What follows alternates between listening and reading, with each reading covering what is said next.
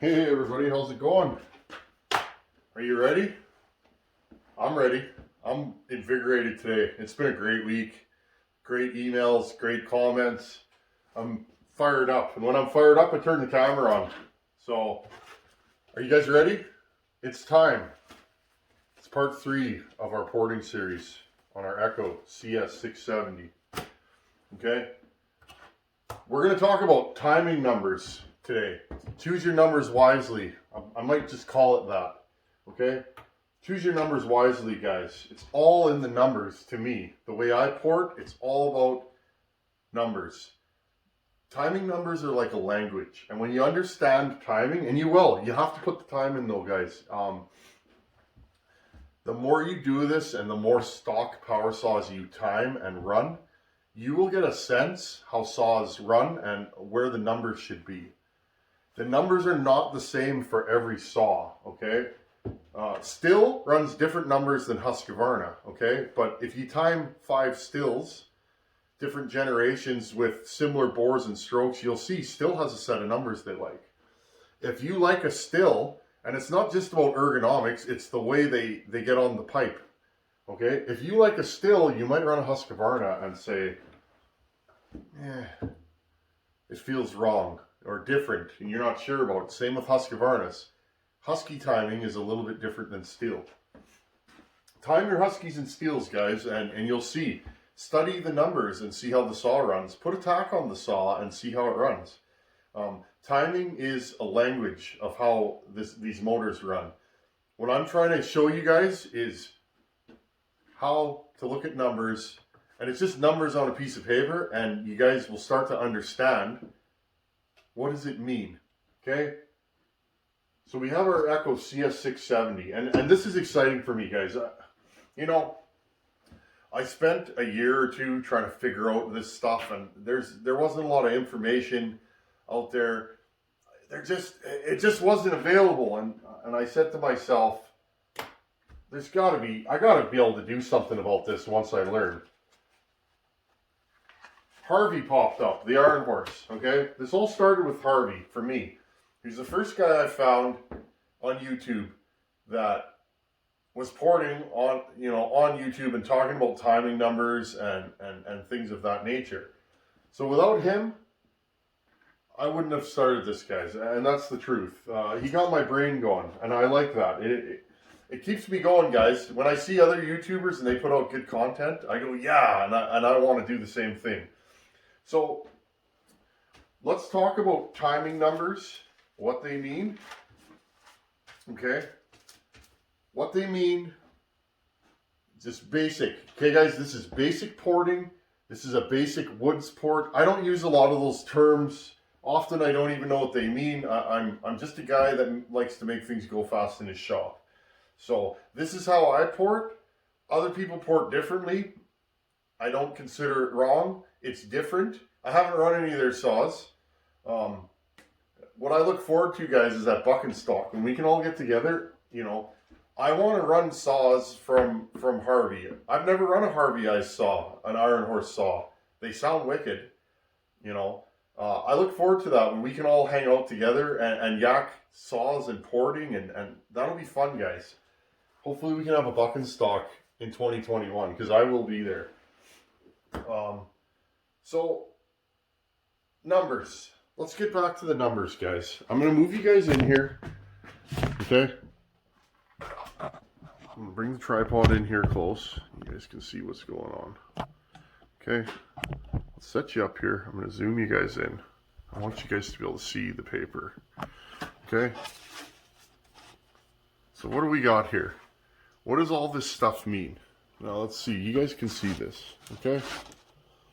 I'm just going to pick this up. We timed this saw on video. Look at that bench, guys. You think she's oil stained? There's been a saw or two on there. Okay? Echo CS-670 turd saw. Smiley face, because we're having fun. Alright? Timing numbers, no base gasket. Okay? I always write that down. Our squish without a base gasket is 29 thousandths. I would prefer around 20 in a saw this size, but I'm not putting this thing in my lathe. That's what a lathe is for, guys. Okay, I'll show you guys that right now. I'm going to zoom you back out. Okay, I'm going to zoom you guys back out. I want you guys to see what the dealio is here. To adjust squish on a saw, I would put this in my lathe and I would cut right here. Okay, the more I cut off here, the lower the cylinder gets. Does that make sense? But that also changes the timing, because you time from the roof of the exhaust. The lower the roof of the exhaust is, and sorry, it's upside down, right? If you start here and you end up there, the exhaust opens later as the piston travels down. Okay, and intake's the same. We time the intake from the floor, okay? Roof, exhaust roof, intake floor, okay? We time the intake on the way up, because on the way up, right, it's a syringe, it's drawing air in. So, if we lower the cylinder, we get more intake timing, right? It opens sooner, and the exhaust opens later, okay? But we're not doing that on this one. Why? I could. It's not a big deal, guys. For me, I have a lathe. Most of you guys, I don't expect you to have a lathe. So, do you need a lathe to make a good work saw? And you know what the answer is, in my opinion? No, you don't. You don't.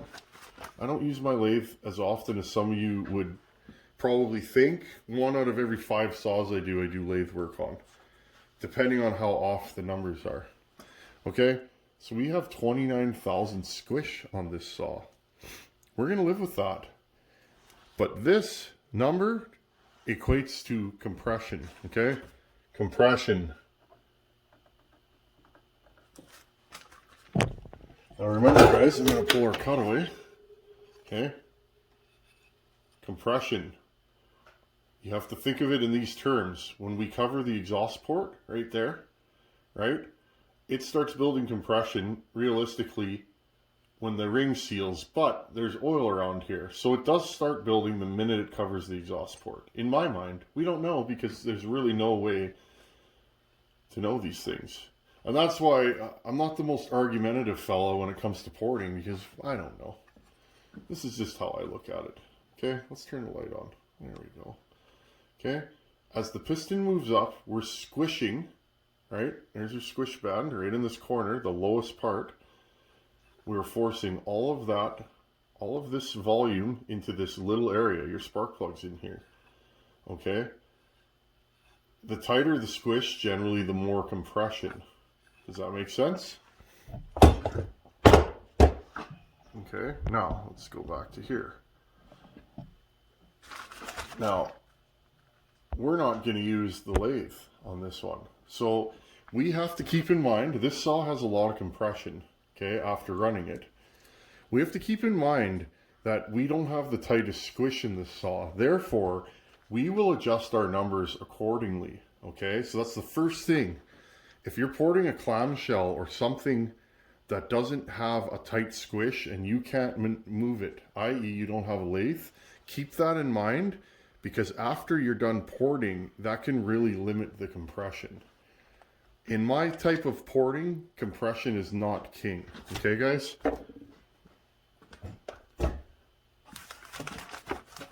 But compression does have something to do with how they run and how they make power. Okay, so keep that in mind. If this is very slow, I'm doing this on purpose. I want you guys to be able to go back and watch these videos to understand. Okay? So we have to look at all these numbers and decide. I don't just go into a saw and start grinding on it.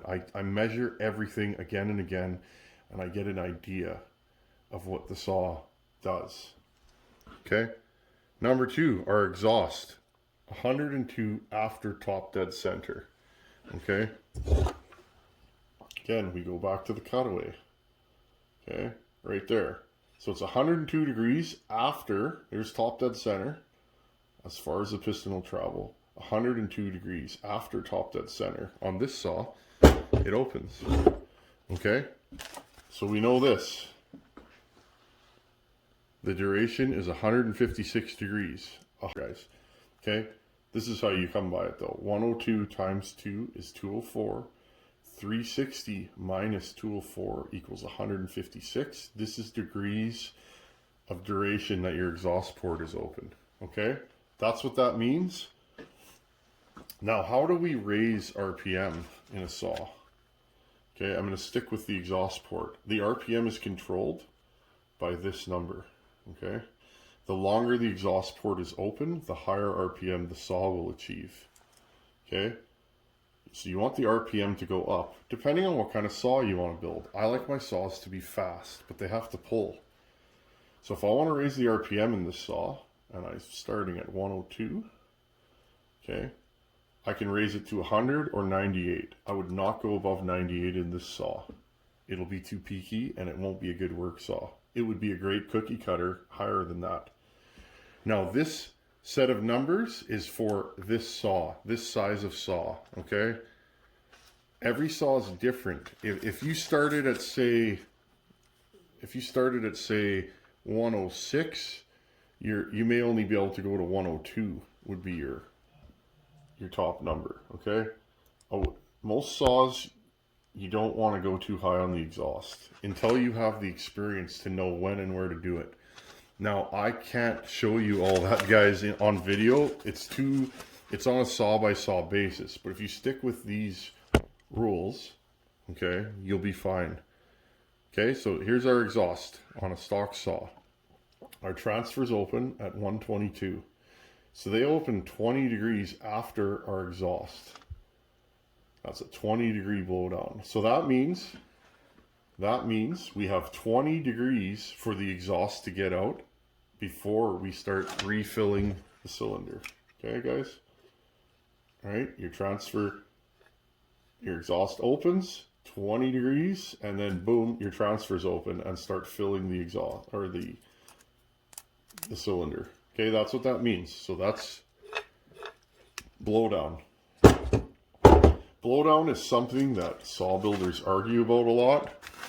Everybody's got their own idea. Some guys want more, some guys want less.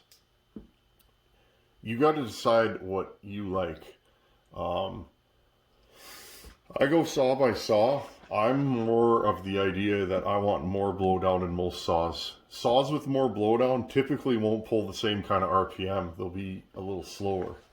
If RPM is your gain, you probably want less blowdown, if that makes sense. Again, saw builders argue about this a lot. I'm not one to argue semantics with building. A lot of good builders out there and a lot of guys that build good power saws, and a lot of them do things completely different than me, which is what makes us humans cool. We all do it different, and I'm good with that. Okay, guys, 75 degrees before top dead center. Okay, there's our cutaway. 74 degrees before top dead center, which would be right here, is when the intake opens on this saw. See, before top dead center. Okay, you can also measure it after bottom dead center.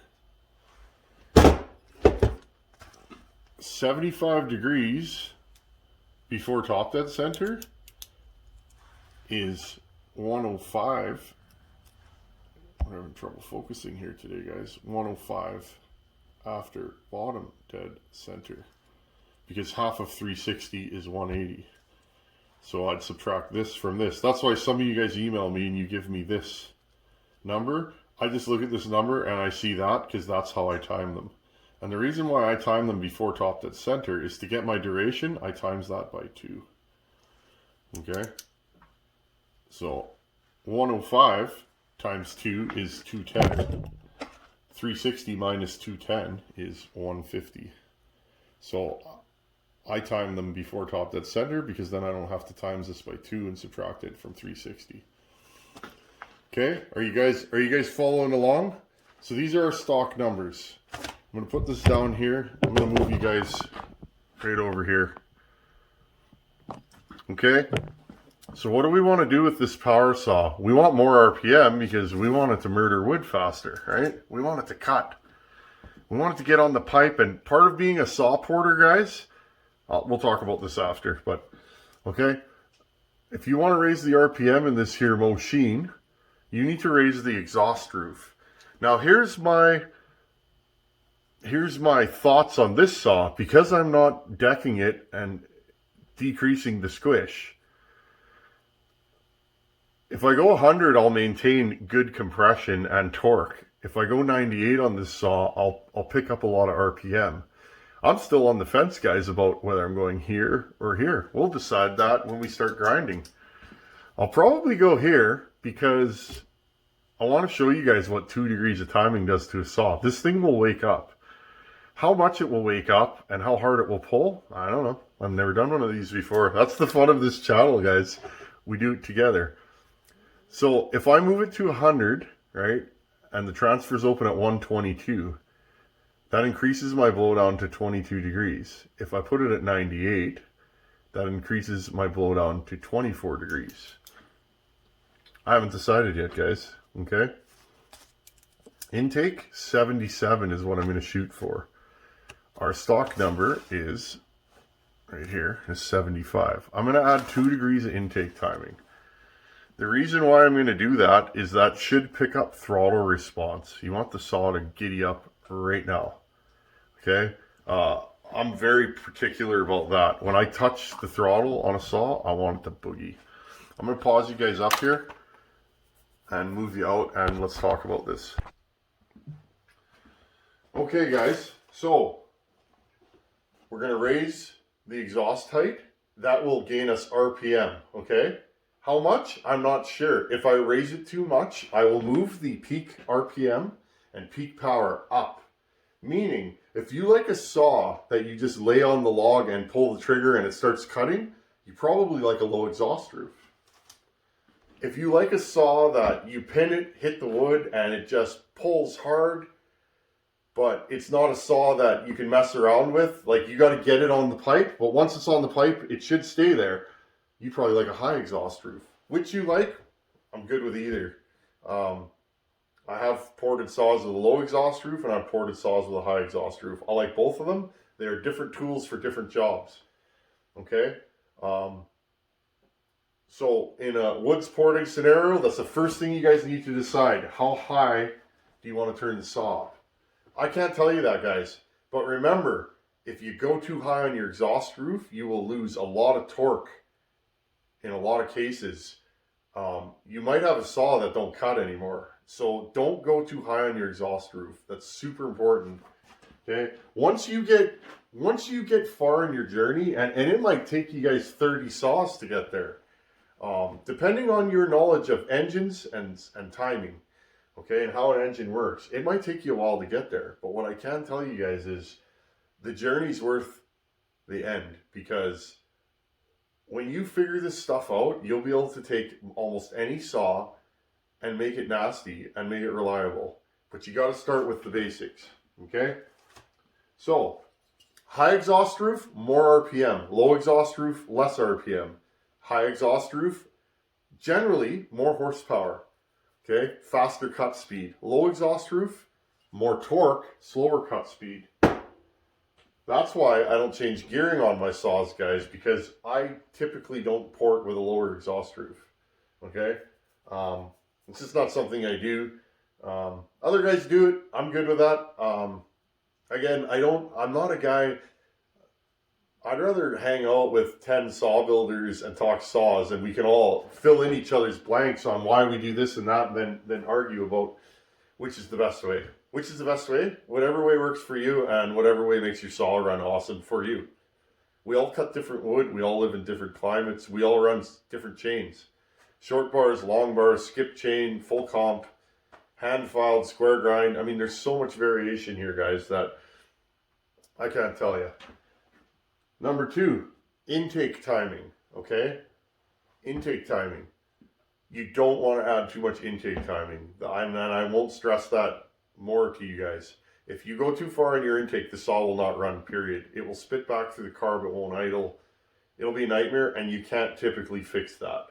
You can put JB Weld in your intake, as long as you don't get into the rings, which you typically shouldn't, but you can do that. I don't do that kind of stuff, guys. I'm always worried if that JB Weld lets go and gets sucked into the bottom end, she's bye-bye. So And again, you can experiment with that. Some guys, there's some good porters that will JB weld an intake and not think anything about it. Not my cup of tea. Again, I'm just telling you guys what I do. And whatever you do and works for you, I'm in. I want to try your saws. Again, buck and stock. It's just good fun. We're just making power saws go fast, guys. And that's what I enjoy. So, exhaust roof height, higher, more RPM, more horsepower. Lower, less RPM, more torque. If you run a long bar, you might like a lower exhaust roof, and I'm going to tell you that. The saw might not be any faster, but it'll pull hard, like real hard. It'll be a better falling saw, bucking saw in a lot of cases. Okay? High exhaust roof, more RPM. If you can feed it right and you get it just right, a high exhaust roof saw that's screaming can make a lot of torque. It takes a lot of work to get there, and it's almost too complicated to put it in a video, guys. And I'm serious, because it's on a saw by saw basis. Okay? Now, transfers. I'm going to tell you guys this. If you're just learning, don't touch your upper transfers. Don't even look at them. Study them and where the air goes through them, but don't grind on them, because you can mess up a lot of stuff in your saw, like where it makes power, how it makes power, the efficiency of the saw. Okay? Don't touch the upper transfers, and I will say that. Lower transfers, we're going to grind on those on this saw. There's places that I think, and again, I don't know, that I can make more flow. Now remember, guys, I'm an airflow guy. I move air at work. I build ductwork. I've been moving air for 18 years. I look at everything. This is an air pump, and I move air, and I apply 18 years of airflow knowledge to these saws. So a lot of the stuff I do, I just do it. I don't even think about it. I don't even notice what I do until I'll be yakking with a buddy and I show them my porting and they go, wow, that's an interesting shape. Why did you do that? And it's like, well, I thought the air would do this, this, and this. But you never know, guys. And that's the thing about this. I get asked some pretty straight questions, but a lot of times I don't have a straight answer for you guys, because you don't usually know. You can guess how a saw is going to run, but until you do this a lot, it's hard to know what a saw is going to do. Okay, so choose your numbers wisely, guys. On your basic wood sport, and I would say this, as you're starting out, keep your intake around 150 degrees of duration. You can go a little bit more. Don't go much past that. Especially when you don't have control over your grinder. When I first started porting, I was all over the place, guys. High exhaust roof, super low intakes. I'm glad I was careful and very low on my numbers. I wasn't trying to add a lot, okay? And the reason why you don't want to add too much, if you do grind a half a degree, it's not the end of the world, okay? And that will happen. Sometimes you'll hog out an extra half a degree and you go, oh, and then you got to reshape your port, okay? Don't worry about that stuff, guys. That's why I'm trying to keep you in the safe zone. And that's what this is about. Could I make this thing absolutely warm and a rip snorter? Yeah, for sure I could. Show it off on the YouTube and make it just a crazy saw? Yeah. But that's not what this is about. This channel is not about look at me, look what I can do. It's about you guys can do it too. So choose your numbers wisely. Work on your lower transfers. Don't raise your exhaust roof too high. We're probably going to go 2 degrees in this saw. And don't open your intake much past 150 degrees. You can go past that, but I wouldn't recommend it to a new novice porter. Pay attention to your squish. The more squish you have, the bigger. You have to be careful about your exhaust roof, because that also controls your compression. Okay, guys? Part 3, timing numbers. Hit me up with emails if you didn't follow this. Watch it again, and try, if you guys are here, you're at the end of the video, but try and watch my videos end to end, this kind of stuff, if you have the time, because I try and pack my videos full of info, and sometimes there's good info at the end and the beginning, and if you don't hit the end, you might miss something. So, like I said, pick your numbers wisely, guys, because it is all in the numbers, okay? And when you get those numbers right, you write them down, and then you can start recreating saws that you've built, okay? It's all in the numbers. How you get there, it don't matter, okay? But pay attention to your numbers and don't raise anything too much, because if you do, it's not going to cut wood, and I'm telling you that. So there you guys go. Saw porting, part 3. It's all in the numbers. As always, thanks for watching. Take her easy.